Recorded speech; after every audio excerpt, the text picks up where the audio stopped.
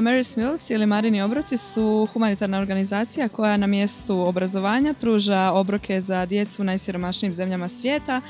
Zašto su u školi? Evo, na taj način se djecu privlači u školu kako bi dobili nužno obrazovanje.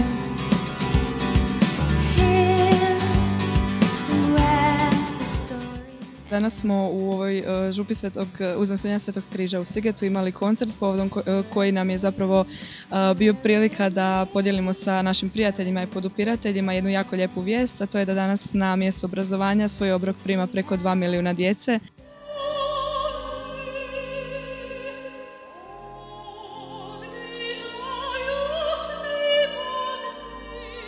Jako smo sretni i ponosni zbog toga što smo to mogli podijeliti sa svim prijateljima Marinih obroka.